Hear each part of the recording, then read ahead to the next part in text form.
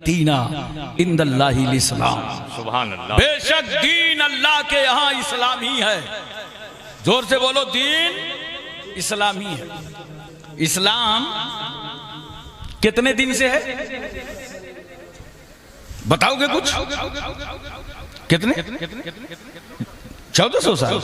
यही तो जलसा कराने का सबब होता है जी, ताकि सही सही दीन सीख लो। बेशक बेशक। इस्लाम 1400 साल पहले नहीं आया, ये कंफ्यूज मत हो। 1400 साल पहले इस्लाम आया नहीं है, 1400 साल पहले इस्लाम मुकम्मल हुआ है।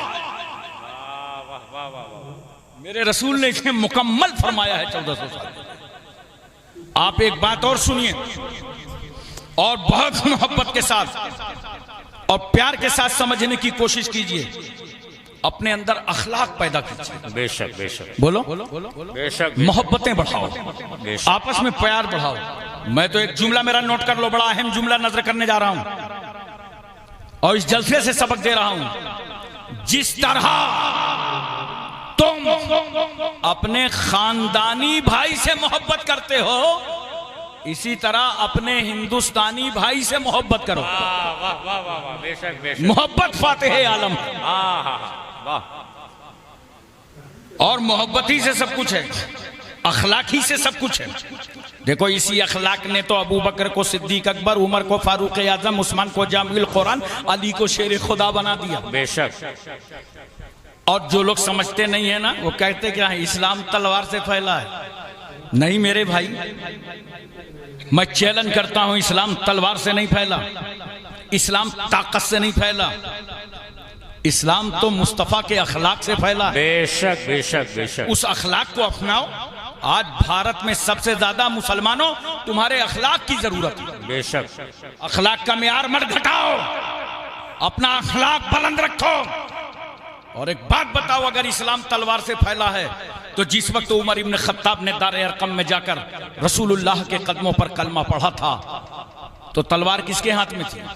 हाय हाय हाय। क्या कहना। अरे बोलो, किसके हाथ में? उमर के हाथ में जी। और बड़े प्रोग्राम के साथ गए थे। अरब में माहौल था, किसी जमात में 40 आदमी हो जाए तो वो रजिस्टर्ड बॉडी हो जाती जी, उसका रजिस्ट्रेशन हो जाता था। जैसे हमारे यहाँ सोसाइटी रजिस्ट्रेशन होता है, ट्रस्ट का होता है, 9 आदमी हो, 11 आदमी। अरब में 40 आदमी हो जाए, रजिस्टर्ड बॉडी। तो इस्लाम मक्के में फैल रहा था, धीरे धीरे 39 मुसलमान हो गए, सारे मक्के के नेता घबरा गए। अगर एक और मुसलमान हो जाएगा तो मुसलमानों की बॉडी रजिस्टर्ड हो जाएगी। तब रोको इस्लाम, कोई मुसलमान ना होने पावे, कोई कलमा ना पढ़ने पावे। पूरी मीटिंग रख दिया, कहाँ? काबे में। बड़े बड़े लीडर मक्के के आ गए, बड़े बड़े शोरमा। मीटिंग चल रही है, खुदा की रहमत मुस्कुरा रही है। मक्के वालों, तुमको क्या हो गया? मेरे महबूब के खिलाफ मेरे ही घर में। उमर इब्न खत्ताब ने मारे जोश में तलवार न्याम से बाहर निकाला। अरब के शोरमा, अरब के जिया लोग, अरब के बहादुरों, हमारी तुम्हारी खामोशी का नतीजा 39 लोग दाखिल इस्लाम हो गए। अब खत्ताब का बेटा किसी को मुसलमान ना होने देगा। तलवार लहरा रहे हैं उमर और कह रहे हैं, जा रहा हूं रसूलुल्लाह का सर कलम करने। न नबी होंगे, न नमाज होगी, न जमात होगी, न मुसलमान होंगे। अब हम किसी को मुसलमान ना होने देंगे। अल्लाह की रहमत मुस्कुरा पड़ी। उमर, तुम किसी को मुसलमान नहीं होने दोगे? चलो चलो मेरे महबूब की बारगाह चलो, अब हम तुम्ही को मुसलमान कराएंगे। जिंदाबाद। सुभान अल्लाह सुभान अल्लाह। वाह वाह वाह। उमर इब्न खत्ताब तलवार लिए चले आ रहे हैं। अजिल्ला सहाबा ईमान ला चुके हैं, अमीर हमजा जैसे साहबी ईमान ला चुके हैं। कहा या रसूलल्लाह, उमर आ रहे हैं, दीन के दुश्मन आ रहे हैं, दीन के बागी आ रहे हैं। मेरा पैगंबर क्या कहता है? सुनो, उमर आ रहे हैं, अगर उमर की नीयत सही है तो नबी के कदम हाजिर हैं। अगर आज उमर की नीयत में कोई गड़बड़ी होगी तो उमर ही की तलवार होगी, उमर ही का सर होगा। आए उमर नबी के करीब खड़े हो गए। उमर की नजर नबी पर, नबी की नजर उमर पर। पैगंबर ने मुस्कुरा के पूछा, झड़का नहीं उमर को? तलवार लेके आए हो, मीटिंग करके आए हो, मेरी मुखालफत में आए हो? नहीं। मुस्कुरा के नजरे रहमत डाला और कहा, उमर क्या ईमान लाने की उम्र नहीं आई? वाह वाह वाह, ये सुनना था कि कदमे रसूल में गिरे का सरकार पढ़ा दीजिए कलमा, सुभान अल्लाह। अशहदु अल्ला इलाहा इल्लल्लाह व अशहदु अन्ना मुहम्मदन अब्दुहु व रसूलुहु। कलमा पढ़ के मुसलमान हो गए। अब मुझे बताओ तलवार किसके हाथ में है? हाँ हाँ, उमर के हाथ में। तलवार भी लिए हैं, मुसलमान भी हो रहे हैं, तलवार भी लिए हैं, कलमा भी पढ़ रहे हैं, तलवार भी लिए हैं, गुलामी भी इख्तियार कर रहे हैं। मैंने कहा उमर आपकी तलवार तो बहुत अरब के अंदर मशहूर थी, इतनी मजबूत ताकतवर, नबी की तलवार के सामने ये नॉर्मल कैसे पड़ गई? कहा ये लोहे की तलवार थी, मुस्तफा के अखलाक की तलवार ने मेरी तलवार के टुकड़े कर डाले। अल्लाह, नारे तकबीर, नारे रिसालत, जमाले तैयबा कॉन्फ्रेंस। वाह वाह वाह वाह वाह। अखलाक बढ़ाओ मुसलमानों, बेशक, अपने से भी बढ़ाओ, गैर मुस्लिमों से और अच्छा अखलाक दिखाओ, बहुत हो। क्योंकि तुम्हारी जिंदगी में वो इस्लाम ढूंढते हैं। देखिए इनमें कितना इस्लाम बाकी है, इनमें कितना इस्लाम बरकरार है। तुम्हारे हर कदम पर इस्लाम नजर आना चाहिए। बेशक बेशक। और ताकत से कभी इस्लाम नहीं फैला। ये बात फिर अच्छी तरह मेरी समझ लो। 4 तबके हैं समाज में, जो किसी के अकीदतमंद नहीं होते, उनको आस्था नहीं होती जल्दी से 4 तबकों। क्या बात है, वाह वाह वाह। एक दोस्त क्लास फेलो अपने साथी का अकीदतमंद नहीं होता। साथी दोस्त जो है, दोस्त का अकीदतमंद नहीं होता। और इसी तरह दोस्त है, जब आपको मिलेगा ना तो बाहों से बाहें डाल देगा। वो कैसे हो, क्या हाल है, उसको खराब लगेगा। अब मेरी पोस्ट नहीं समझ रिया, मैं जिला अधिकारी हूँ, मगर नहीं, साथी की नजर में तो साथी साथी होता है। जी। इसी तरह बीवी शौहर की अकीदतमंद नहीं होती। इतना खामोश हो लगता है सबकी बीवियां बहुत अकीदतमंद है। बीवी शौहर की अकीदत में नहीं होती। हमारे अकरम भाई हैं, ये हमारे शोहरा साहब, इनसे पूछिए जब आपके यहाँ रसूलपुर मुंडेरा आए कितना इस्तकबाल किया, गाड़ी से उतार रहे हैं, घर में ला रहे हैं, ये नाश्ता है, ये खाना है, ये इंतजामात हैं। चलिए मेहमान को स्टेज ले चलना है, नारे लगा रहे हैं, इस्तकबाल कर रहे हैं। कोई भी आया आपने उसका यही इस्तकबाल किया ना। लेकिन अकरम भाई से कल पूछना, आज ना पूछना, जब मैं कानपुर चला जाऊं, जब ये अपने घर जाते हैं, क्या बात। तो कभी बीवी बोली आइए आइए, बड़ी मेहरबानी है, बड़ा करम है, बड़ा एहसान है, बड़ी नवाजी से, आइए मुबारक कदम रख दीजिए, मुकद्दस कदम रख दीजिए। बीवी बोली, अबे बीवी की नजर में तो शौहर शौहर होता है। जी जी। इसी तरह बच्चे बड़ों के अकीदतमंद नहीं होते। देखा, ये फौज तैयार हो रही थी सामने सद्दाम हुसैन की। इनको कोई अकीदत है? इनसे चाहे जितना नात पढ़वाओ, चाहे जितनी आवाज लगवाओ, इनको क्या मालूम। ये बच्चे किसी की अकीदत नहीं होते। कुछ घर चले गए, कुछ जग रहे हैं, कुछ वहीं ढेर हो गए। देख लो इनका मंजर। बच्चे बच्चे होते हैं, बच्चे बड़ों के अकीदतमंद नहीं होते। इमाम साहब नमाज पढ़ा रहे हो, इमाम साहब ढीले हो ना, तो बच्चा मुक्तदियों से तो आगे जाएगा, अब्बा से भी आगे निकल जाएगा। जी जी। सलाम होगा, ये सबसे आगे। इंक्वायरी करो आए कहां से? रास्ते से कि तुम्हारी टांगों के अंदर से, क्योंकि बच्चे बड़ों के अकीदतमंद नहीं होते। जी। इसी तरह इंडिया में नौकर, अरबों में गुलाम। नौकर कभी मालिक का अकीदतमंद नहीं होता। हाथ बांधे खड़ा है, यस सर, जी सर, हाँ सर, और अंदर ही अंदर कुड़ रहा है कि 6 बज गया है, छोड़ेगा कब? जी जी। क्यों? नौकर मालिक का अकीदतमंद नहीं होता।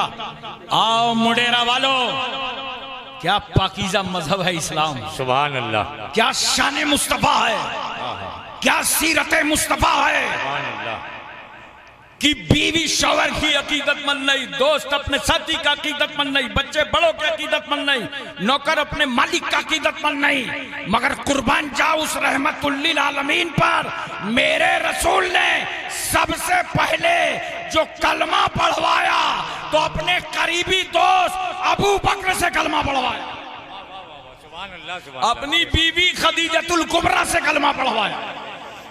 मौला अली शेर खुदा की उम्र कम है। आला हजरत फाजिल बरेलवी लिखते हैं 8 साल से लेकर के 10 साल तक की उम्र है। नबी फरमाते हैं अली रात में खदीजा को देखा था, हाँ या रसूल अल्लाह ये कौन सा सिस्टम है, हाथ का बांधना, हाथ का खोलना, हाथ का उठाना, पेशानी जमीन पर रख देना। नबी फरमाते अली मैं अल्लाह का नबी बनकर आया हूँ, सुभान अल्लाह। और जिस खुदा ने मुझे नबी बनाया है ये उसकी इबादत का तरीका है। क्या सरकार पढ़ा दीजिए। सुभान अल्लाह, सुभान अल्लाह, सुभान। ज़ैद इब्ने हारिसा गुलाम हैं, पढ़ते हैं कलमा अशहदु अल्ला इलाहा इल्लल्लाह व अशहदु अन्ना मुहम्मदन अब्दुहु व रसूलुहु। पता चला जो किसी का अकीदतमंद नहीं है वो भी रहमतुल लिल आलमीन का अकीदतमंद है, बेशक मेरे मुस्तफ़ा का अकीदतमंद है। मैं एक बात और अर्ज करना चाहता हूँ, आज की तकरीर आप मोडेरा में न रखिएगा, मैं इंटरनेशनल खिताब कर रहा हूँ, जी जी जी, बेशक पूरे मुल्क में पहुंचा दीजिए। बेशक बेशक।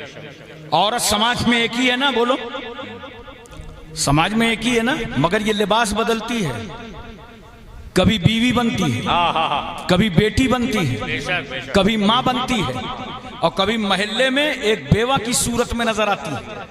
मगर याद रखो मुसलमानों, जब जब इस औरत ने लिबास बदला, सुनो बेटी और बहनों, अपनी इज्जत किस तरह इस्लाम तुम्हारी इज्जत बढ़ा रहा है, नबी किस तरह इज्जत बढ़ा रहे हैं। जब जब औरत ने लिबास बदला तब तब इस्लाम ने कहने का अंदाज बदला। हाँ हाँ, बेशक बेशक। जब ये बेवा की सूरत में नजर आई तो रसूल सल्लल्लाहु अलैहि वसल्लम के सामने 40 साल बेवा खदीजतुल कुबरा, मक्के का समाज बेवा को जलील कर रहा था। अगर किसी का शौहर मर जाए तो जानते हो उस औरत की कद्र घट जाती थी समाज में, और उसको महफिलों में नहीं आने देते थे लोग, उसे चार दीवालियों में कैद कर देते थे। क्यों? कि अगर बेवा की सूरत देख लिया तो नहुसत आ जाएगी और कारोबार में कोई फायदा ना होगा। बिजनेस में जाते लोग बेवा देख लेते वापस। एक बात बताओ मुसलमानों, रूह निकल जाए तो एक बार मौत, और अगर किसी के एहसास को ललकारा जाए तो हर सेकंड में मौत।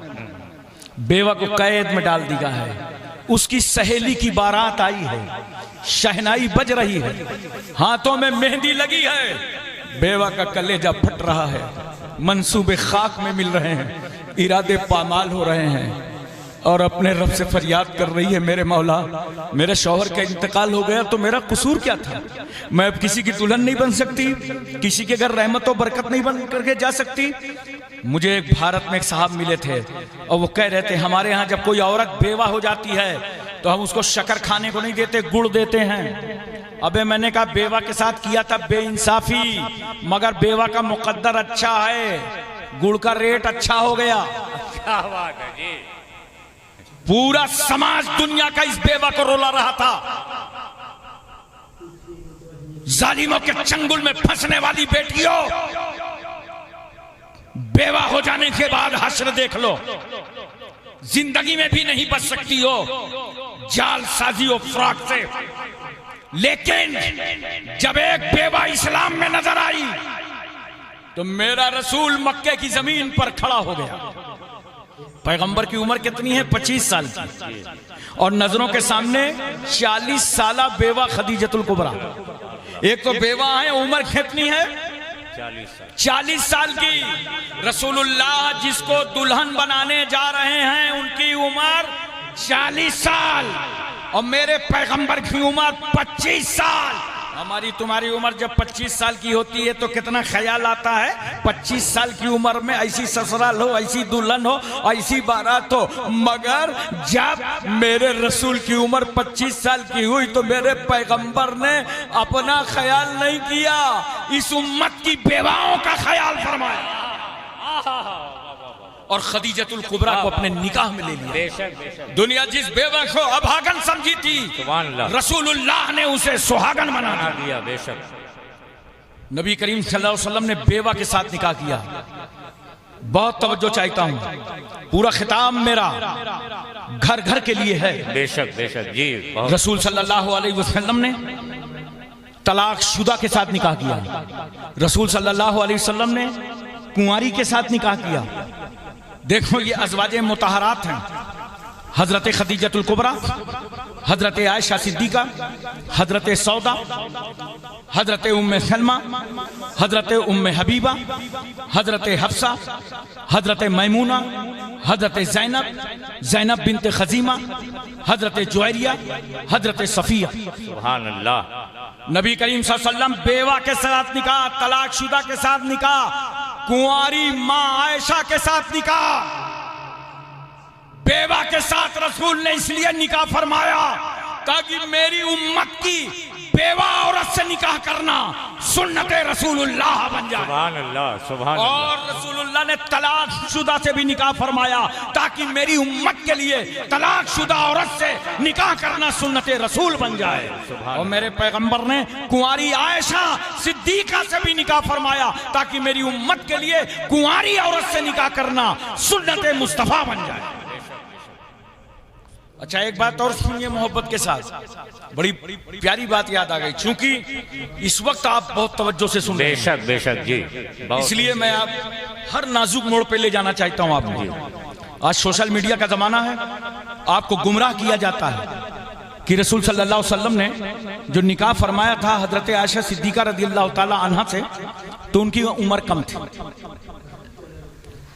लेकिन दूसरी बात नहीं लोग बताते, वो सुनो, निकाह के वक्त उम्र कम थी मगर रुखसती के वक्त उम्र मुकम्मल थी। क्या कहना, वाह वाह। कम उम्र का फायदा क्या होता है? वाह वाह। मेरा रसूल तो इस्लाम चला रहा सुभान है। अल्लाह। देखो, जब उम्र कम होती है ना तो दिमाग बहुत अच्छा काम करता है, कुव्वते हाफजा बहुत अच्छा काम करता है। कादरी साहब से पूछिए, जो दौरान तालिब इल्म में हदीस जहन में बसाए होंगे, आज दोबारा लाने में कितनी दिक्कत महसूस हो रही है। जो बच्चे फैजुल कुरान से 3 साल में हाफिज कुरान बन के निकल जाएंगे, उम्र हो 10 साल, 11 साल, 12 साल, 13 साल, 14 साल, 15 साल, और अगर किसी 60 साल वाले को दे दो कि हाफिज कुरान बन जाओ, तो मेरा ख्याल है कि याद यहां करेगा, सुनाएगा नकीरैन को कब्र में, और फिर भी याद नहीं हो पाएगा उसको। बोलो क्यों? उम्र जब बढ़ती है तो कुव्वते हाफजा कमजोर, जिसे कहते हैं मेमोरी बिल्कुल कमजोर हो जाती है, और कम उम्र होती है तो मेमोरी बहुत अच्छी होती है। अब मैं इसकी एक मिसाल दे दूं तुम, देखो जो अज़वाजे मुतहरात हैं उन्होंने किस तरीके से घर की बातों को सहाबा की मार्फत इस उम्मत तक पहुंचाया है। सहाबा ने पूछा था हजरत आयशा सिद्दीका से कि ये बताइए, सरकार सल्लल्लाहु अलैहि वसल्लम जब घर के अंदर रहते हैं तो पैगंबर की घर के अंदर क्या मसरूफियत होती है? अल्लाह अकबर। आयशा सिद्दीका रदियल्लाहु ताला अन्हा फरमाती हैं कि सरकार जब घर में होते हैं तो घरेलू कामों में हिस्सा बटा लेते हैं, रोटी बनाने में हिस्सा बटा लेते हैं। बोल दो मोहब्बत से सुभान अल्लाह। अच्छा, एक बात बताओ, घर के कामों में हिस्सा तो तुम भी बटाते हो, बोलो ना ईमानदारी से यार। बटा, अबे तू क्या बटाता? घर वाले तो तेरे ही हिस्से बटाने में परेशान है। तो आज आप लोग भी घर में हिस्सा बटाते होगे अकरम भाई, बोलो। और अगर घर के कामों में हिस्सा ना बटाओ तो इतने कूटे जाओ कि दिन भर दर्द हो। बटाते हो, बस आज से थोड़ा नजरिया बदल देना। आज से नजरिया बदल क्या कहना? घर के काम जो बीवी के किया करो, बीवी के साथ जो काम कराया करो, तो उनको बीवी की धौंस में नहीं, वाह वाह वाह वाह, वो काम सुन्नते रसूल समझकर। सुभान अल्लाह, सुभान। तो देखो, सुन्नत समझ के किया, बीवी भी खुश हो गई, अल्लाह राजी हो गया और रसूलुल्लाह राजी। बहुत खूब, सुभान अल्लाह, बेशक। यही वजह है हजरते आयशा सिद्दीका रदियल्लाहु ताला अन्हा आलिमा थी, फाजिला थी, मुफ्तिया थी, सहाबा इस्तिफादा करते थे, सहाबा उनसे इस्तिफादा करते थे। उन्होंने रिवायत की मालूम है क्यों? कुव्वते हाफजा अच्छा था। 2210 हदीसें रिवायत फरमाई। सुभान अल्लाह, सुभान इतनी अल्लाह, हदीसों को याद करना, सुभान अल्लाह। बोलो कुव्वते हाफजा अच्छा होगा तभी तो। तभी आ गया। और हजरत सौदा ने 5 हदीसें रिवायत फरमाई। सुभान अल्लाह। हजरत हफ्सा ने 60 हदीसें रिवायत फरमाई। उम्मे सलमा ने 378 हदीसें रिवायत फरमाई। उम्मे हबीबा ने 65 हदीसें रिवायत फरमाई। हजरत मैमूना ने 76 हदीसें रिवायत फरमाई। हजरत जैनब ने 11 हदीसें रिवायत फरमाई हैं। हजरत जुवैरिया ने 7 हदीसें रिवायत फरमाई हैं और हजरत सफिया ने 10 हदीसें रिवायत फरमाई। सुभान अल्लाह, सुभान अल्लाह, सुभान। किस तरह अज़वाज मुतहरात में जो सरकार से सुना, किस तरह इस उम्मत तक पहुंचा दिया। इसलिए दोस्तों, बुजुर्गों, मैं कहना चाहता हूं, अगर आप पर्दे के एहतमाम के साथ अपनी बेटियों को इल्म हासिल करा सकें, इसी मदरसे में इंतजाम कीजिए। सदर साहब, मैनेजर साहब, अगर मेरी बात सुन रहे हो, निस्वा का इंतजाम कीजिए, और अगर है इंतजाम तो उसको जरा आगे बढ़ाइए। आगे बढ़ाइए, बेशक। काम चलाने वाला काम न कीजिए, उसको आगे बढ़ाइए।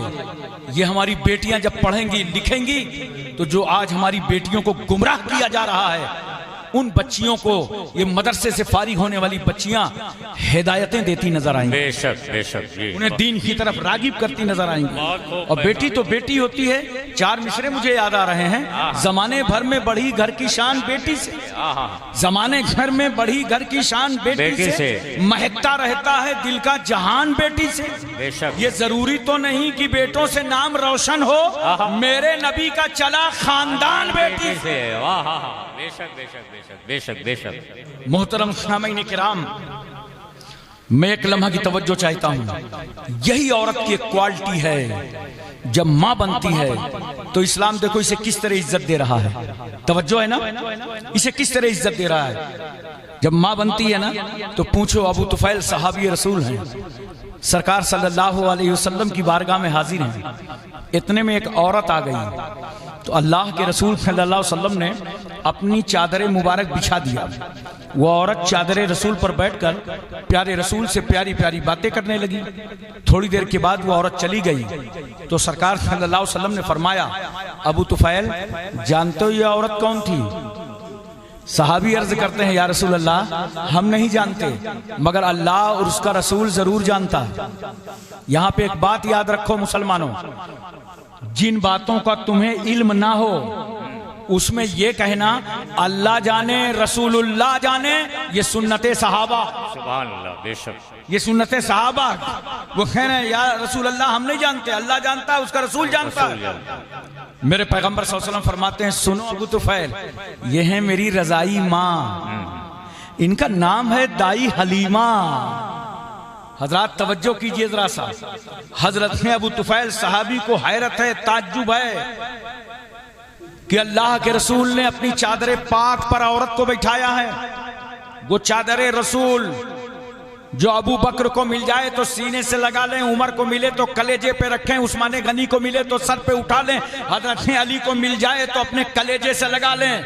वो चादर मुस्तफ़ा जिसको हजरत ने 7 तबर्रुक समझें, सईद, तलहा, जुबैर, अम्मार, बुजर, Khalid bin Walid, Abu Ubaidah bin Jarrah, Abdurrahman bin Auf, Suhaib Rumi, Salman Farsi, Bilal Habshi, सहाबा जिसको तबर्रुक समझें, अरे वो चादर रसूल जो इस उम्मत के निजात का जरिया हो, औरत पर रजाई माँ बैठी है। नबी ने बता दिया कि जब रजाई माँ की अजमतों का ये आलम है तो हकीकी माँ की रिफतों का आलम क्या हो। इसलिए नौजवानों, माँ से मोहब्बत करो। एक शख्स ने आके सरकार से कहा था, कहा, या रसूल अल्लाह, मैंने अपनी माँ को कांधे पर बैठा कर 7 मरतबा हज्जे बैतुल्लाह कराया है, क्या मैंने अपनी माँ का हक अदा कर दिया? नबी फरमाते हैं, अभी तो तुम इतना भी नहीं अदा कर सके जितना कि तेरी माँ ने तुझे गीले बिस्तर से उठाकर सूखे बिस्तर पर लेटाया था और खुद गीले बिस्तर पर लेट गई थी। अल्लाह। एक शख्स पैगंबर से आके अर्ज करता है, या रसूल अल्लाह, मैंने अपनी माँ को कांधे पर बैठाकर अरब का पूरा रेगिस्तानी इलाका उबूर कराया, मेरे पैरों में वरम आ गया, आबले पड़ गए। या रसूल अल्लाह, क्या मैंने अपनी माँ का हक अदा कर दिया? मेरे पैगंबर फरमाते, मुमकिन है तेरी ये मेहनत और मशक्कत अल्लाह तबारक व तआला उस छोटे से दर्द के एवज में कबूल फरमा ले जो तेरी पैदाइश में तेरी माँ को कई बार दर्द हुआ था। लाओ माँ की तरी अजमत। दुनिया का कोई धर्म और मजहब अगर इस्लाम की तरह एक औरत को इज्जत दे रहा हो, इसलिए मैं कहता हूं नौजवानों, अगर तुम्हारी माँ जिंदा हो, बाप मौजूद हो, ले लो दुआएं। बेशक। भटकते रहोगे दुनिया में, अरबपति करोड़पति बन जाओ, IAS PCS हो जाओ, MLA MP मिनिस्टर हो जाओ, दुनिया में लोग हसद करने वाले मिलेंगे, जलन करने वाले मिलेंगे, लेकिन हमारी तुम्हारी तरक्की पर जो दिल से दुआ दे दे, उसका नाम माँ है, उसका नाम बाप है। सुभान अल्लाह। मैं तो कहता हूं सुनो, पहला पीर तुम्हारे घर में है। बेशक। सबसे बड़ा पहला पीर तुम्हारे घर में है, तुम्हारा बाप और तुम्हारी माँ। मजारों पे जाते हो ना हाजिरी देने, आज तक हाजिरी देने का तरीका नहीं मालूम। गए 2.5 गज का अंगूछा बांधा और जाते ही मजार को दबाने लगे। लगता है बाबा बहुत थके हैं, आज वफादार मुरीद आया है, सारी थकावट उतार देगा। अरे दाबने वालों, ये जाहिलाना रस्में हैं। अगर दबाने का बहुत बड़ा शौक है तो जब सैयद सुल्तान मखदूम अशरफ के चौचवी की बारगाह जाया करो। दबाने का शौक है तो घर से जब निकलो तो अपने माँ के पैर दबा के जाया करो, बाप के सर पर तेल डाल करके जाया करो, फिर जाके दुआ करो तो मखदूम साहब भी खुश हो जाएंगे, अल्लाह भी राजी हो जाएगा, रसूलुल्लाह भी राजी हो जाएंगे, क्योंकि तुम्हारे माँ बाप राजी हैं। बेशक बेशक। ले लो दुआएं, कभी दुखी ना करना। खबरदार मेरी इस बात को याद रखना, तुम्हारे किसी फेल से और अमल से कभी माँ रोने न पावे, कभी बाप के आंसू में आंखों में आंसू न बहने पाए। बाप रोता नहीं, बाप रोता नहीं है, सब्र का घूंट पी लेता है। जी जी। उसकी आंख में आंसू नजर नहीं आएंगे, वो पी लेता है। माँ गुस्सा निकालने के लिए एक मर्तबा आंख में हाथ डालती है तो कई कतरे निकल आते हैं जी। वो रो के अपना बोझ हल्का कर लेती है। क्या तूने कभी नहीं देखा जो अगर तेरी माँ नाराज हो जाए और तुझे मारने लगे? मैंने अपनी आंखों से देखा है एक माँ को, अल्लाह, बच्चे से नाराज होकर उसे मारने का इरादा करती है तो बहुत जोर से हाथ उठा रही है, और जितना बच्चे के करीब आ रही है उतनी ही रफ्तार कम कर रही है। यह है माँ की ममता। बेशक बेशक। यह है माँ की मोहब्बत। ले लो अपनी माँ से दुआएं, बाप से दुआ। माँ से आराम मिलता है, बाप से इज्जत मिलती है। कभी दुख न देना, वरना अगर माँ की आंख में आंसू आ गए ना, दुखी हो गए, तो बस ऐसे समझना तुम्हारा जहाज समंदर में चल रहा था और चलते जहाज में समंदर का पानी आ गया। बोलो, अगर जहाज में पानी आ जाए तो उसको डूबने से कोई रोक पाएगा? इसी तरह तुम्हारी माँ ने अगर दुखी होकर आंख से आंसू तैराया तो समझ लेना तुम्हारी जिंदगी की कश्ती में पानी आ गया। अब इसको गर्काब होने से कोई ना बचा पाएगा। ले लो माँ से दुआ, ले लो बाप से दुआ। बाप को हल्के में न लेना। बेशक बेशक। याद रखना, तुम्हें नहीं मालूम बाहर निकलता है रोजी रोजगार के लिए, कितने तमाचे खा के आता है, कितनी गालियां सुन के आता है, कितनी बकवास सुन के आता है, कर्जदारों के हमले झेल करके वो घर पहुंचता है। घर आया, बिखरे हुए बाल, बिगड़ी हुई सूरत, कुमलाया चेहरा, मगर फिर भी अपनी भूख की हालत में अपनी औलाद को पूछता है, फुला ने खाना खाया, फुला ने खाना खाया, फुला ने खाना खाया, यहाँ लाओ, यहाँ मेरे सामने खाना खिलाओ। इतना प्यार उस बाप को है कि हदीस शरीफ का एक मफहूम है, किसी छोटे बच्चे का जब इंतकाल होता है तो अल्लाह ताला फरमाता है, फरिश्तों ये बताओ इस बच्चे की जब तुमने रूह निकाला तो इसके बाप ने क्या कहा? तो फरिश्ते कहते हैं, परवरदिगार आलम, इसके बाप ने सब्र किया और इन्ना लिल्लाहि व इन्ना इलैहि राजिऊन पढ़ा। अल्लाह ताला फरमाता है, फरिश्तों तुम बाप के दिल का फल तोड़वाए हो। आए हाय हाय, इसे बाप के दिल का फल कहा गया। फरिश्तों बाप के दिल का फल तोड़ लाए और उसके बावजूद बाप ने खुदा की तारीफ की, जन्नत में एक महल बनाओ और उस महल का नाम बैतुल हम्द रखो।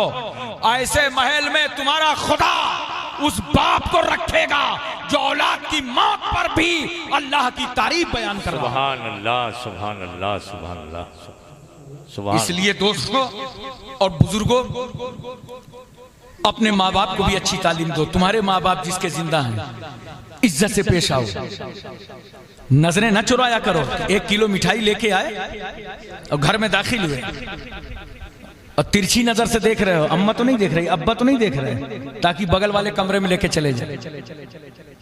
अरे किसकी नजर से ये 1 किलो मिठाई का डब्बा तूने छुपाया है? क्या कहना हजरत, वाह वाह वाह। सुन, अगर डायरेक्ट न ले जाता बीवी के पास, हाय हाय हाय, और माँ के पास ले आता, बुढ़ापे में क्या खाती? मैं तो समझता हूँ कहीं शुगर तो नहीं उसे, मीठा तो खाती ही नहीं। तुझे क्या उम्मीद थी कि पोती पोता की मौजूदगी में तेरी माँ मिठाई खा जाएगी? क्या कहना है? जिसने हमेशा तुझे खिलाया हो वो ना खाती। लेकिन अगर मिठाई का डब्बा माँ के हाथ में रखा होता तो देख, मिठाई तो मिठाई है, मगर माँ के हाथ लगने से उसकी मिठास बढ़ जाती है। बेशक बेशक। मोहब्बत करो, अपने माँ बाप से कद्र करो, ताजीम करो, उन्हें झड़को नहीं, उन्हें जवाब ना दो, बदतहजीबी से पेश ना आओ, उनकी दुआएं ले लो। अगर माँ की सच्ची मोहब्बत देखना है तो देख, जब हमारी तुम्हारी पैदाइश होती है, महल्ले की औरतें जमा हो जाती हैं। अब तो हॉस्पिटल जाने लगी, अक्सर यही होता था, महल्ले में जमा हो गई। बच्चे की पैदाइश का वक्त है, मगर हर औरत की नीयत और नजरिया अलग होता है।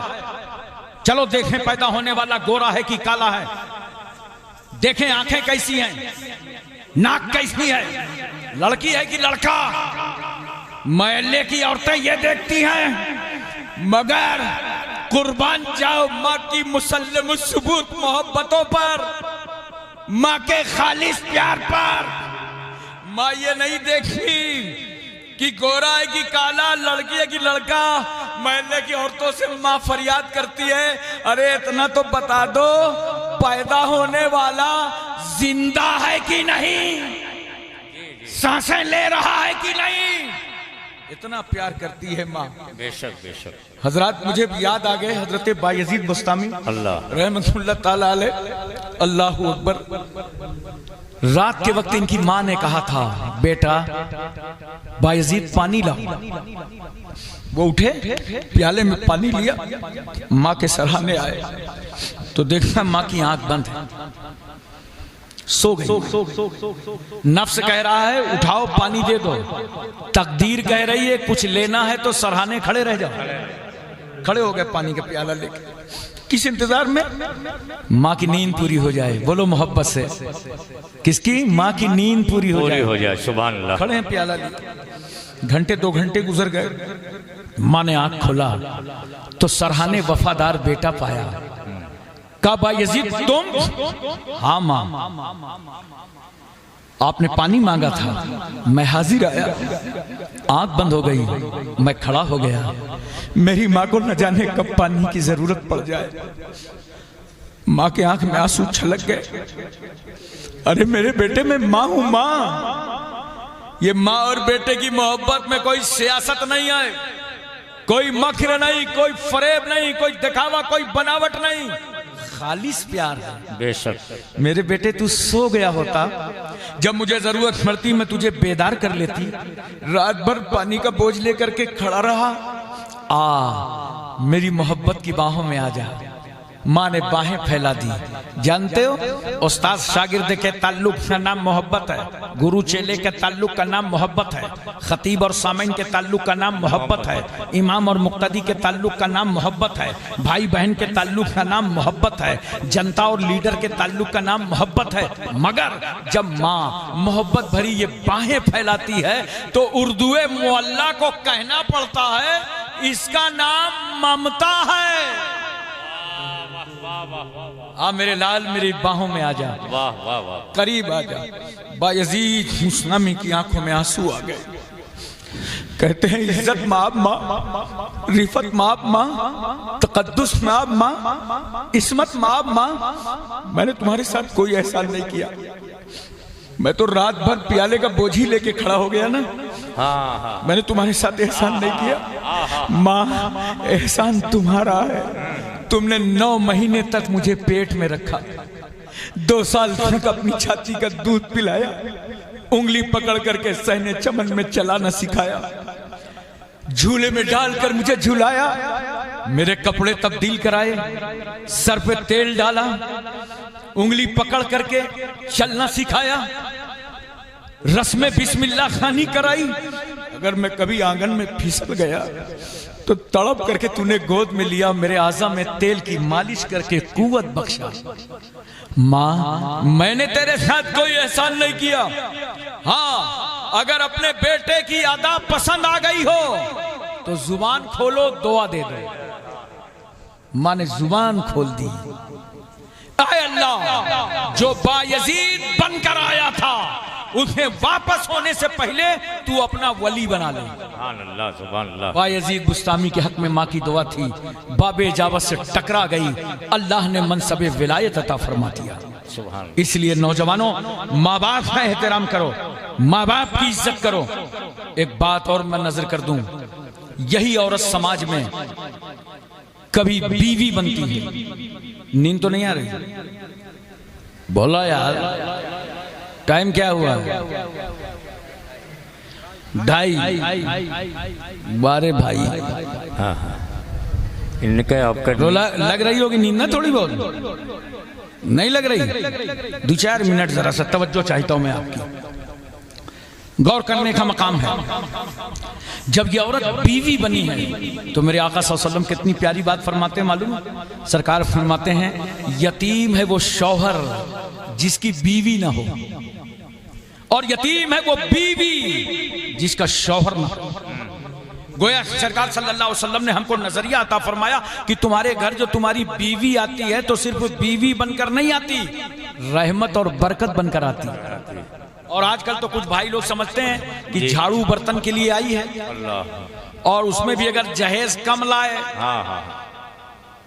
तो 1 साल के अंदर आप न्यूज सुनेंगे, एक स्टोव दुर्घटना में बहू की मृत्यु हो गई। जानते हो, ये स्टोव हमेशा बहू पे फटता है, कभी बुढ़ीवा सास पे नहीं फटता जो सुपारी काट काट खाती रहती है। कभी ननंद में फटा, जब फटेगा तो बुढ़ी बहू पे। और हमने अखबारात पढ़े हैं, न्यूज सुना है, रसायल देखे हैं, स्टोव पर मरने वाली की बेटी का नाम शमसुन्निसा, कमरुन्निसा, जैबुन्निसा, जमीला नहीं मिला, सुशीला मिला है। और अगर शाजो नादिर मिल भी जाए तो शाजो कल मादूम, इसका कोई एतबार भी नहीं। मगर जब जहेज के लालचियों ने एक बेटी की जिंदगी छीन ली, घासलेट डालकर, तेल डालकर जला दिया।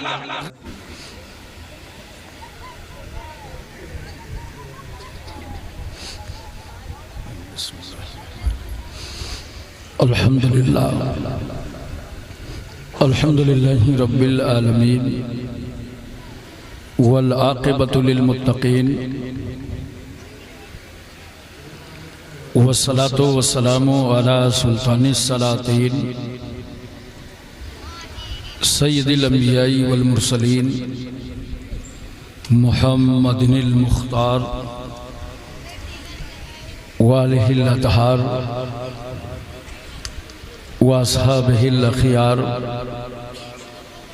अम्मा बअदु फ़अऊज़ु बिल्लाहि मिनश शैतानिर रजीम। बिस्मिल्लाहिर्रहमानिर्रहीम। इन्नद्दीना इंदल्लाहिल इस्लाम। सुभान अल्लाह। सदक़ल्लाहु मौलानाल अज़ीम व सदक़ रसूलुहुन नबियुल करीम व नहनु अला ज़ालिका लमिनश शाहिदीन व शाकिरीन वल्हम्दुलिल्लाहि रब्बिल आलमीन।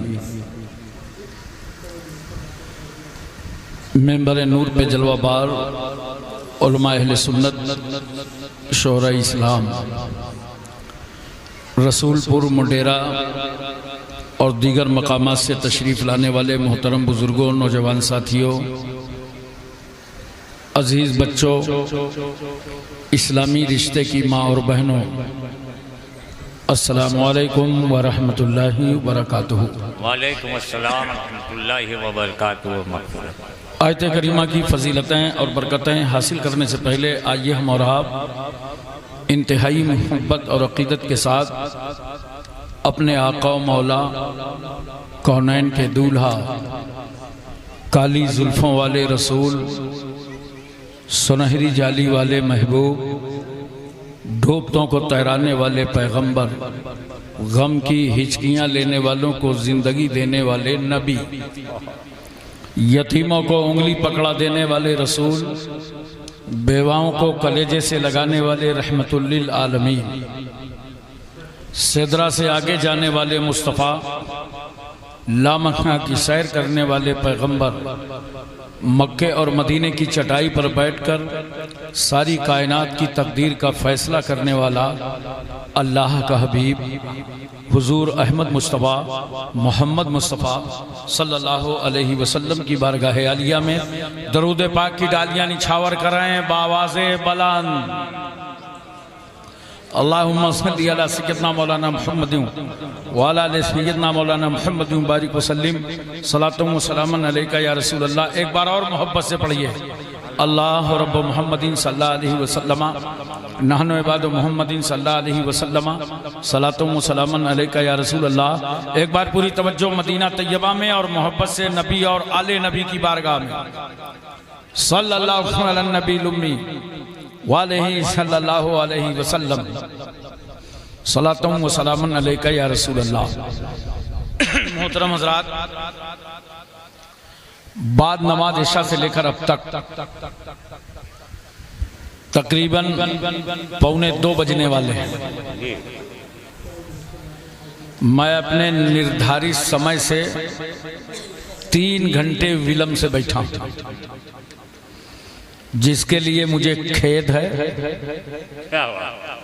मगर ऐसे माहौल में भी आपकी फिक्र और आपका जहन चाहे जैसा हो, अल्हम्दुलिल्लाह मैं आज बहुत मूड में हूँ। क्या बात है, वाह वाह वाह। ये मदरसा अहले सुन्नत फैजुल कुरान का सहन है, जहां आप दारुल कुरान का सहन है, जिसको आप ऐवाने मोहम्मदी बनाकर बैठे हुए हैं। वाह वाह वाह वाह, बहुत हो। और आपने शोराए किराम को समाअत फरमाया,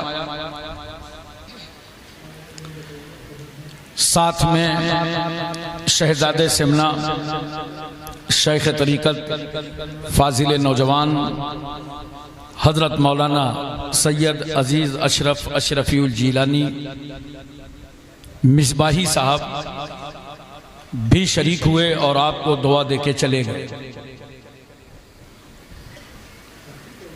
हमारे हजरत मौलाना सबीहुल हसनैन साहब कादरी रज़वी तशरीफ़ फरमा हैं और नकीब अहले सुन्नत हजरत अकरम जलालपुरी साहब। जलालपुर हमेशा सुर्खियों में रहता है, आजकल अकरम साहब की वजह से। और कछौचा शरीफ के सभासद कार सेवक आली जनाब मुहिब्बे मोहतरम गुलाम दस्तगीर साहब, जिन्होंने मोहब्बत का सागर मैमून हाजिर किया और जिसकी पासदारी करते हुए मैं आपके रूबरू हूँ। असातिज़ा में हमारे कारी शहजाद आलम साहब और कारी मुकर्रबीन साहब, दीगर तमाम असातिज़ा जो काम कर रहे हैं, सदर सेक्रेटरी मेंबरान ओहदेदारान, सबसे पहले मैं आपको मुबारकबादी देता हूँ कि एक गांव में आपने दारुल उलूम बनाया है। क्या बात। और ये तय कर लीजिए कि इस इलाके का कोई बच्चा बगैर इल्म के न रहने पाएगा। क्या कहेंगे, वाह वाह वाह। यानी जिहालत में कोई जिंदगी न गुजार पाएगा। इल्म रोशनी है और जिहालत अंधेरा है। जब इल्म आएगा हम तमाम आफात और बलाओं से अपने आप को महफूज रखेंगे। 4 मिसरे हाजिर हैं, समाअत फरमाएं। ये हुजूर। और आज तो मैंने अपनी तकरीर का मौजू ही बनाया है सीरत मुस्तफ़ा और समाज। इस महवर पर तकरीर का तेवर गर्दिश करेगा। मुझे मालूम है कि टांडा, आजमगढ़, बनारस, इस इलाके के लोग जितना ज्यादा गौर से सुनते हैं उतना ही ज्यादा खामोश रहते हैं और ये सुनते हैं। आप इनसे सुबह पूछिएगा बयान क्या हुआ। क्या बात है। ये अपने दिलो दिमाग में बयान उतारते हैं, हंगामा आराई नहीं करते। ये सब सुनने वाले बैठे हैं, वरना मैं तो महसूस कर रहा था कि आप अब तक चले गए होते। लेकिन वाकई अगर आप सुनना चाहते हैं तो पहले 4 मिसरें सुनिए। जंग में कागजी अफराज से क्या होता है? जंग में कागजी अफराज से क्या होता है? हिम्मतें लड़ती हैं, तादाद से क्या होता है? अरे समझ रहे हो ना? हिम्मतें लड़ती हैं, तादाद से क्या होता है? तादाद से क्या होता है? हो मुसलमान तो जियो अपने ही बलबूते पर। हो मुसलमान तो जियो अपने ही बलबूते पर। रूस अमेरिका की इमदाद से क्या होता है? रूस अमेरिका की इमदाद से क्या होता है? 4 मिसरे सुनिए जो पैगाम है। हुस्न अखलाक की अनमोल निशानी दे दो, हुस्न अखलाक की अनमोल निशानी दे दो। गम के ठहरे हुए मौजों को रवानी दे दो, गम के ठहरे हुए मौजों को रवानी दे दो। तुम हुसैनी हो तो एहसान के मशकीजे से, तुम हुसैनी हो तो एहसान के मशकीजे से। कोई दुश्मन भी अगर मांगे तो पानी दे दो, कोई दुश्मन भी अगर मांगे तो पानी दे दो। मोहतरम हजरात, आज इल्म की कितनी जरूरत है। सोशल मीडिया का दौर चल रहा है, लोग मदरसों में जाके इल्म नहीं सीख रहे, उलमा से इल्म नहीं सीख रहे, मुफ्तियों से इल्म नहीं सीख रहे, मोबाइल से सीख रहे हैं, मीडिया के जरिए सीख रहे हैं। आज मैं आपको बताना चाहता हूं, अपने आप को अगर गुमराही से, खताओं से, गुनाहों से बचाना है तो मोबाइल से इल्म न सीखो, इल्म फैजुल कुरान जैसी दरसगाहों से सीखो, इल्म मदरसों से सीखो। अपने बच्चों को मदरसे भेजो, इल्म यहां सिखाओ, खुद इल्म सीखो। इल्म रोशनी है, जहालत अंधेरा है। रोटी, कपड़ा, मकान, इसका शौक कम कर दो और पढ़ाई का शौक बढ़ा दो। क्या पैगाम? हम लोग छोटे छोटे थे तो लोग कहते थे पढ़ने लिखने से क्या होगा, नौकरी तो मिलेगी नहीं। और यही भेजे में भर दिया गया था, मगर वो दौर गनीमत था। अब तो गोबर भरा हुआ कि पढ़ने लिखने से होगा क्या, नौकरी तो मिलेगी नहीं। ये मंसूबे बंद एक प्रोग्राम है कि नौकरी नहीं मिलेगी।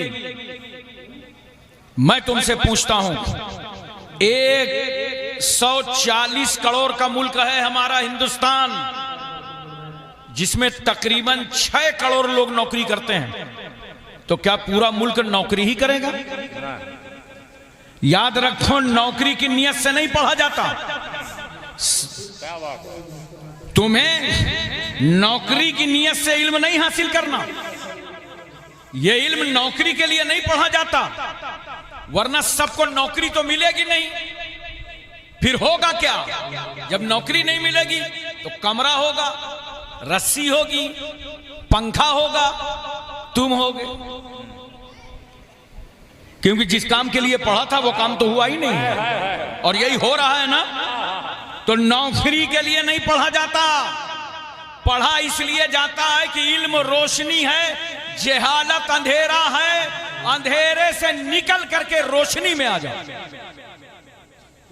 और इतना पढ़ो, मेरा एक जुमला नोट कर लो, जिसको मैंने हिंदुस्तान और बैरून मुल्क भी कहा है नौजवान बच्चों को समझाने के लिए, इतना पढ़ो कि अपने वतन की जरूरत बन जाओ। क्या बात है, क्या बात है, क्या बात है। जब इतना पढ़ोगे तो सदरे जमहूरिया तुम ही बनाए जाओगे। पढ़ाई की तरफ लगन रखो, हमारी बेटियों को पढ़ाओ। मुसलमानों, बिला जरूरत बेटे या बेटी के हाथ में मोबाइल मत दो। अगर स्कूल का काम है, प्रोजेक्ट निकालना है, पासवर्ड अपने पास रखो।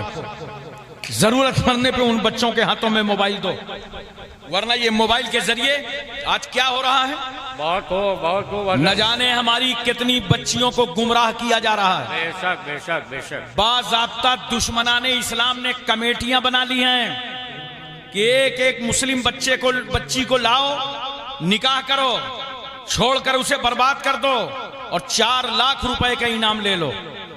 तकरीबन 40 बच्चियों की लिस्ट मेरे पास है कि जिनको इस तरह गुमराह किया गैरों ने और अपने चंगुल में फंसाकर उनकी जिंदगी बर्बाद कर दी गई। वो मुर्तद्दा हो गई, इस्लाम से इर्तिदाद कर लिया। अभी बरेली शरीफ का एक वाकया है, एक बेटी ने यही किया था तो उसे छोड़ दिया गया, बीमार हो गई, माँ बाप के घर आई, माँ बाप ने उसे अपनाया, इलाज कराया, उसकी रूह निकल गई, वो मर गई। जब उसके तदफीन का मसला आया, दफन करने का आया, तो जानते हो बरेली शरीफ के पूरे शहर की कब्रिस्तानों में लेकर के लोग लाश को घूमते रहे और कोई भी कब्रिस्तान कमेटी दफन करने को तैयार नहीं थी। क्यों? ये मुर्तद्दा, इसने इस्लाम कबूल करने के बाद छोड़ा है। ये जराइम हो रहे हैं, ये मामलात हो रहे हैं। अपनी बेटियों को समझाओ। माँ बहनों, बेटियों, कान खोल कर मेरी एक बात सुन लो, और अगर बेटियां ना आई हों तो मेरे भाइयों अपने घर तक ये मेरा पैगाम पहुंचा देना। इस्लाम ने जो इज्जत बेटी तुझे दी है, वो इज्जत और वो हक न किसी धर्म ने दिया है न दे सकता। बेशक बेशक बेशक बेशक बेशक, सुभान अल्लाह। इतनी इज्जतों से नवाजा। आज मैं बताऊंगा कहां कहां तुझे इज्जत इस्लाम ने अता की है। जो इस्लाम, जो धर्म, जो मजहब इतनी इज्जत दे रहा हो, उसका दामन कभी न छोड़ना। इस्लाम से ज्यादा इज्जत तुमको कहीं नहीं मिल सकती। औरत ही हो ना, आओ, मैं सबसे पहले औरतों के बारे में तुम्हें अरबों के यहां लिए चलता हूं कि क्या क्या दुनिया ख्यालात रखती थी इन औरतों के ताल्लुक से। जमाना इन औरतों को क्या कहता था, औरतों को क्या समझाता था, मगर सारी इज्जतों का सेहरा इन औरतों के सरों पर मेरे मुस्तफा ने बांध दिया।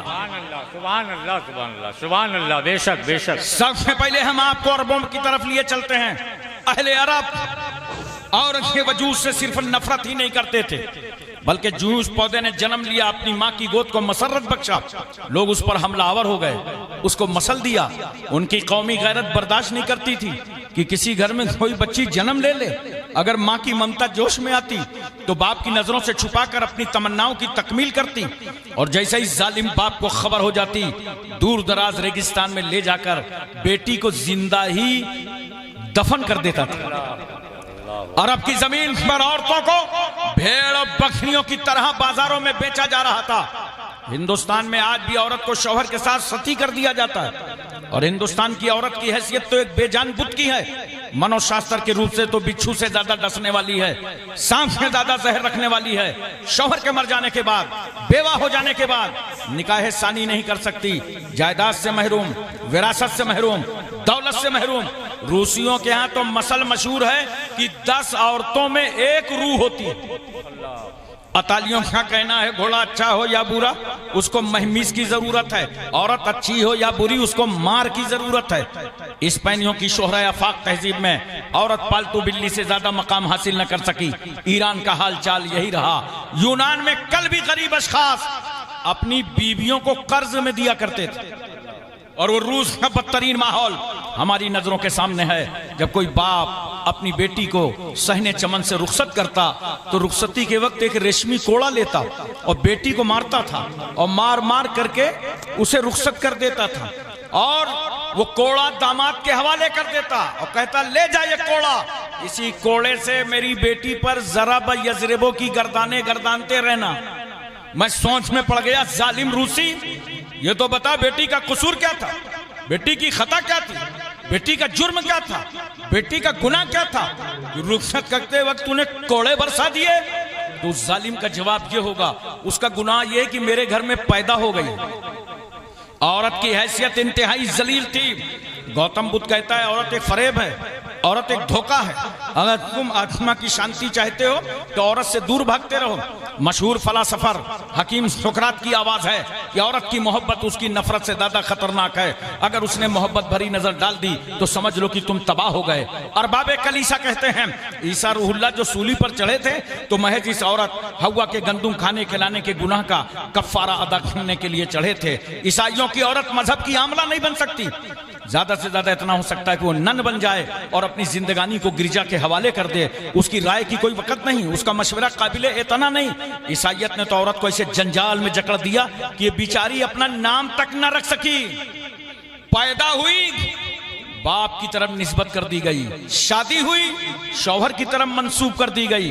जमाने माजी का एक पादरी ईसाई कहता है औरत खानगी खतरा है, औरत मरगूब आफत है, औरत आरास्ता मुसीबत है, औरत पैदाइशी वसवसा है, औरत शैतान के आने का दरवाजा है, औरत मर्दों के तबाह करने का आला है। गैर मुस्लिमों का कानून कहता है औरत तकदीर से ज्यादा खराब है, तूफान से ज्यादा तेज है, जहन्नम से ज्यादा अजाबदेह है। ये दुनिया है। आओ आओ इस जमाल तैबा कॉन्फ्रेंस में शरीक होने वालों, मैं तुम्हें आज मदीने का जमाल दिखाऊंगा। अरे ये दुनिया है जिसने औरत को पाप कहा, सांप कहा, तल्ख कहा, सख्त कहा, राइन कहा, डाइन कहा, जहन्नम कहा। ये दुनिया कह रही है। मगर आओ आओ उस पैगंबर से पूछें जो 12 रबीउल अव्वल दोशंबा के दिन सुबह सादिक शहर मक्का में बीबी आमना की गोद में जलवागर हुआ। या रसूल अल्लाह, औरत के बारे में आपकी क्या बोली है, औरत के बारे में आपका क्या फरमान है, औरत के बारे में आपका क्या इरशाद गिरामी है। तो मेरा रसूल गुंबद खदरा से आवाज दे रहा है, ऐ प्यारी उम्मत, औरत जहन्नम नहीं है बल्कि अल जन्नतो तहता अक़दामिल उम्महात। सुभान अल्लाह, सुभान अल्लाह। नारे तकबीर, नारे रिसालत। दुनिया ने कहा था औरत जहन्नम है। आओ बेटियों, तुम्हारा नबी जिसका कलमा पढ़ती हो वो पैगंबर क्या कह रहा है कि औरत अगर ये माँ बन जाए तो इसके कदमों के नीचे जन्नत है। सुभान अल्लाह, सुभान अल्लाह। माँ के कदमों के नीचे जन्नत है। जोर से बोलो, जन्नत है। मगर मेरी तकरीर का असर उल्टा ना ले ले। हाँ, कि अच्छा बता दिया कि माँ के कदमों के नीचे जन्नत है। अब आप सोचो, माँ को ऊपर एक मकाम पे बांध दो और कहो यह है भारत, यहाँ यात्रा बहुत निकलती है। माँ ऊपर बंधी है, नीचे से पद यात्रा हो रही है। बोलो जन्नत से आ रहे हैं, जन्नत में जा रहे हैं। माँ का ये दर्जा, ये मकाम, ये मनसब, ये इज्जत, ये आबरू, ये वकार, ये बुलंद पाएगी किसने बढ़ाया है? क्या अमेरिका ने बढ़ाया है? बोलो, अफ्रीका ने बढ़ाया है? ये इज्जत किसने दी है? क्या एशिया ने दिया है? Malaysia, Indonesia, Saudia, Libya, Cambodia, Korea, Mongolia, Maldives, Bhutan, Singapore, Burma, Brunei, Vietnam, Hispania, Romania, Bulgaria, Czechoslovakia, Yugoslavia, Tanzania, England, Highland, Thailand, New Zealand, आगलैंड, नागालैंड, गोरखालैंड ने दिया है। माँ के कदमों में जन्नत है। ये इंडिया की बोली नहीं है, ये तो हबीबे किबरिया की बोली है। बेशक बेशक बेशक बेशक हक। जिस इस्लाम ने औरत को इतनी इज्जत दी है, उस इस्लाम के ताल्लुक से कुरान कहता है, इन्न